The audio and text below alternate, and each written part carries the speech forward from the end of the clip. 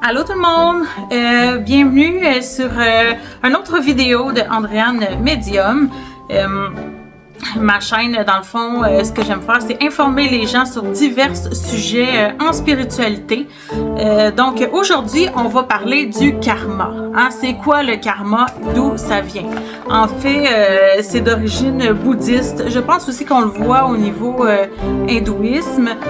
Puis ça veut dire action. Puis quand on regarde ça, notre vie, en fait, elle est constituée de micro-actions, des mini décisions qu'on prend à tous les jours. Dans le fond, au niveau du Dalai Lama, ils mettent 3 règles importantes, dans le fond, pour évaluer le karma. Fait que c'est le respect des autres, le respect de soi, puis la responsabilité de ses actions. En comment chaque action, dans le fond, on est responsable des choix qu'on fait, puis de comment on traite l'action ou de comment on réagit face à nos décisions. Est-ce que vous êtes demandé, en fait, si le bon ou le mauvais karma existe? Hein? Souvent, on va dire bon karma ou mauvais karma ou en tout cas des trucs comme ça pour punir ou féliciter les gens. Tu sais, ce qui est important, là, c'est que le karma, en fait, c'est vraiment pas utilisé comme une conséquence de vie ou c'est pas utilisé non plus pour récompenser une personne d'avoir fait des bons choix.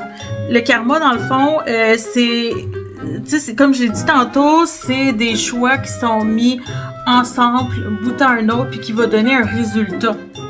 Donc, si tu es honnête dans les décisions que tu prends, puis que tu les fais avec amour, avec honnêteté, ou que tu te mets dans la peau de l'autre aussi, hein, quand on évalue une situation, c'est de se mettre dans la peau de l'autre pour voir comment l'autre peut se sentir. Si tu prends soin de ton corps, de ton âme, puis que aussi t'imposes le respect dans le fond, dans ta vie, c'est sûr que ça va t'amener du positif. Tu peux voir en fait chaque défi comme un apprentissage pour t'élever vers des meilleures énergies. C'est ce qu'on appelle le bon karma.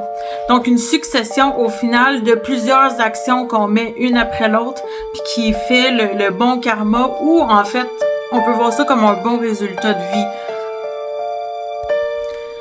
Une personne aussi en fait qui va penser seulement qu'à elle ou qui va seulement profiter des autres, qui va aussi jamais être capable de voir sa partie de responsabilité, hein, qui a jamais tort. Puis dans le fond, au final, elle sera jamais heureuse en dedans d'elle d'agir de cette façon-là. Il arrive souvent aussi que les gens vont trop prendre soin juste de leur physique. Puis oublier qu'il y a une partie aussi au niveau des émotions qui comptent, hein, dans un résultat, en fait.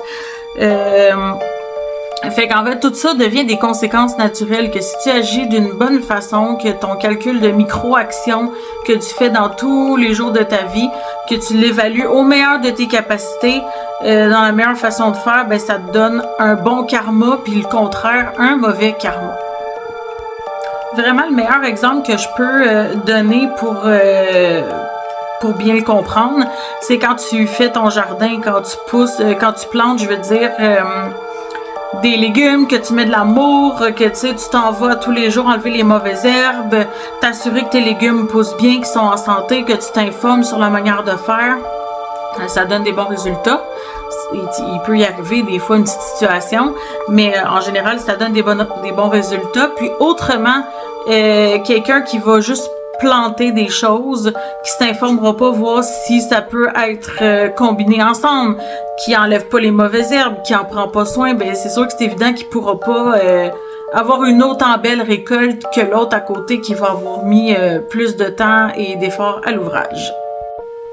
En fait aussi, tu sais, tout ce qui est par rapport au fondement de l'esprit, c'est appuyé sur la même théorie. Si on regarde notre esprit comme étant un grand jardin interne, toutes les idées qu'on émet, les manières de penser, les manières de concevoir la vie aussi, va avoir un impact sur nos actions au final. Hein. Puis va avoir un impact aussi sur est-ce que tu as un bon karma ou un moins bon karma au final. Il y en a beaucoup qui vont dire attention à ta vie, si tu as une bonne vie, si tu es gentil, généreux et tout ça, tu vas avoir un bon karma, ça va être redonné dans tes prochaines vies. Ou encore du même point par rapport à si tu fais des choses qui sont pas éthique, pas adéquate, que t'es pas agréable avec les autres. Hein. On s'entend que de ce que la légende dirait, c'est que ça va te donner un mauvais karma, en fait, pour tes prochaines vies. Ou ben donc que tu traînes, il y en a qui vont dire, je pense que je traîne un mauvais karma, que j'ai dû faire des trucs épouvantables dans mes autres vies.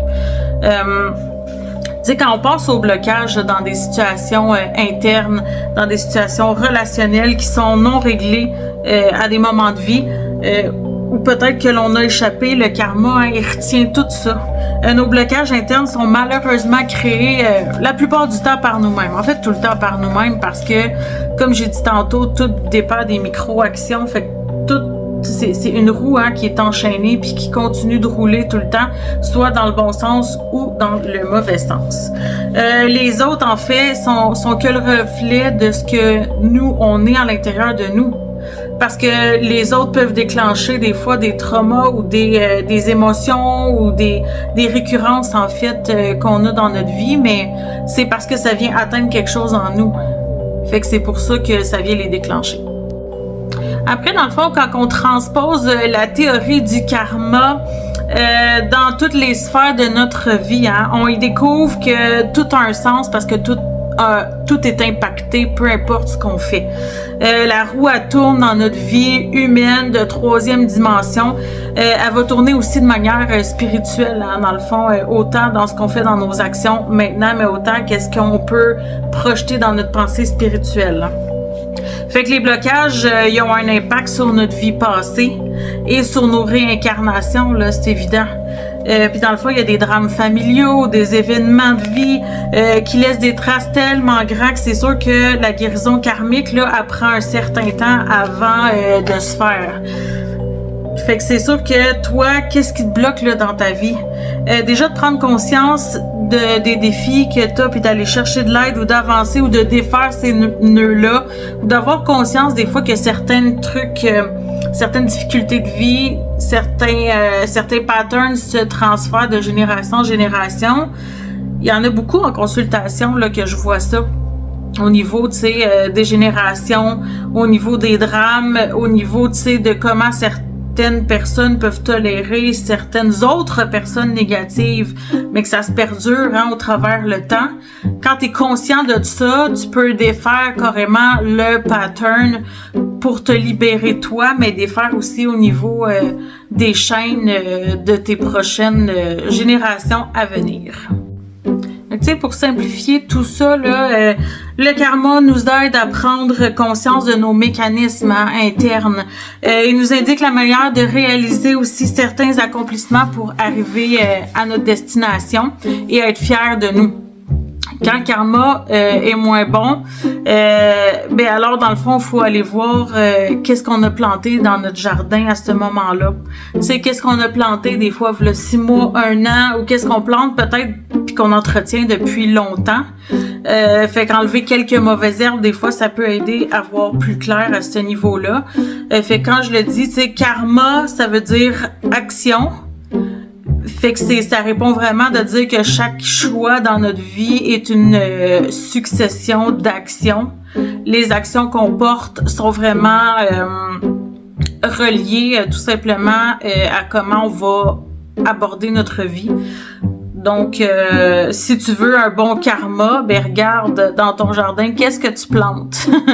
Puis, quand tu as un mauvais karma, ben des fois, c'est d'aller voir, parce que c'est pas nécessairement des fois que c'est toi qui es la fautive dans l'histoire, mais ça peut être des choses, des fois, qu'on accepte depuis très longtemps, puis que c'est important, en fait, qu'on change notre manière de faire pour arriver à changer la roue du bon bord.